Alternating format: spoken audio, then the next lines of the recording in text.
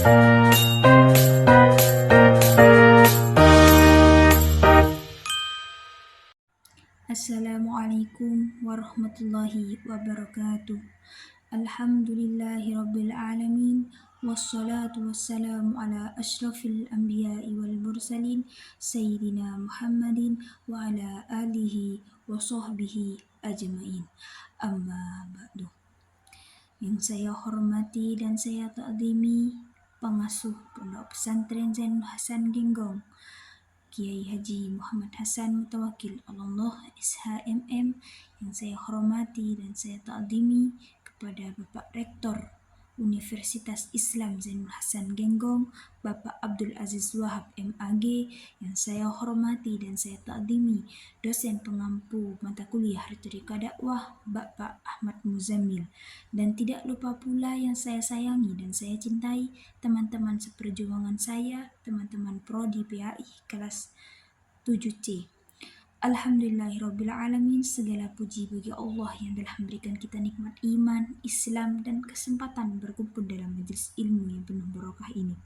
Salawat dan salam semoga selalu tercurahkan kepada junjungan kita Nabi Muhammad SAW beserta keluarga, sahabat, dan seluruh umatnya hingga akhir zaman.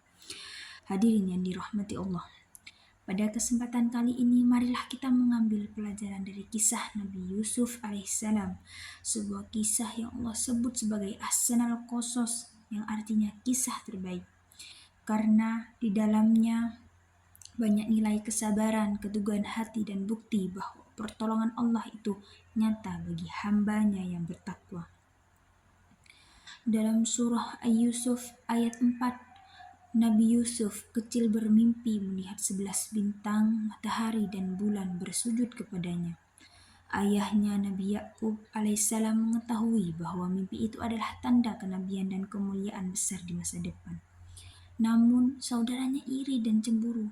Mereka bermufakat membuang Yusuf ke dalam sumur. Tapi lihatlah, meski Nabi Yusuf dizolimi, Allah tetap menjaganya. Ia ditemukan oleh kafilah dan dibawa ke Mesir sebagai budak. Di sini kita belajar tidak ada kezaliman manusia yang dapat menghalangi rencana baik Allah. Hadirin yang dirahmati Allah, ketika di Mesir, Yusuf dibeli oleh seorang pembesar dan diperlakukan dengan baik.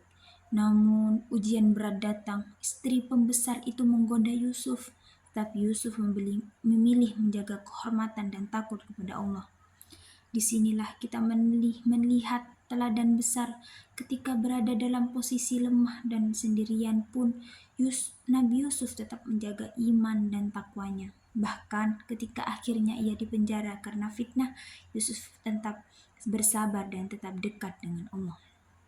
Hadirin yang dirahmati Allah, di dalam penjara Yusuf diberi kemampuan menafsirkan mimpi.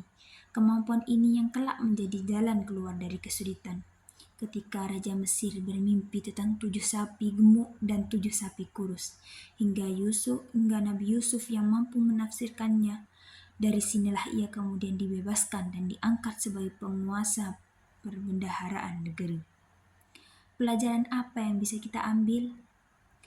Yaitu keahlian dan amanah yang kita miliki akan mengangkat derajat kita jika kita gunakan dengan ikhlas dan benar. Hadirin yang dirahmati Allah, setelah bertahun-tahun berpisah, Nabi Yusuf akhirnya bertemu dengan ayahnya dan seluruh keluarganya. Mimpinya dahulu pun benar-benar terjadi ketika ayah dan saudaranya menghormatinya. Nabi Yusuf pun berkata, "Sungguhnya Tuhanku maha lembut terhadap apa yang Dia kehendaki." Quran Surat Yusuf ayat 100, yang artinya Allah mengatur segala sesuatu dengan kasih sayang dan hikmah, meskipun manusia sering tidak memahaminya di awal. Hadirin yang dirahmati Allah, dari kisah ini ada beberapa pelajaran penting yang dapat kita ambil. Yang pertama, kesabaran adalah kunci pertolongan Allah. Dari sumur, istana, penjara, hingga menjadi penguasa Mesir, semua dilalui dengan sabar. Yang kedua, menjaga diri dari maksiat lebih mulia daripada mengikuti hawa nafsu. Yang ketiga, Fitnah manusia tidak bisa menghalangi takdir baik Allah. Yang keempat, keahlian adalah amanah, dan amanah akan mengangkat derajat seseorang. Dan yang terakhir, Allah tidak pernah meninggalkan hambanya yang bertauhid dan bertakwa. Hadirin yang dirahmati Allah. Semoga kita semua dapat meneladani akhlak Nabi Yusuf, sabar ketika diuji, menjaga diri dari godaan, jujur, amanah, dan selalu bergantung kepada Allah. Mungkin itu saja yang bisa saya ceritakan tentang kisah teladan Nabi Yusuf alaihissalam. Kurang lebihnya saya mohon maaf. Wassalamualaikum warahmatullahi wabarakatuh.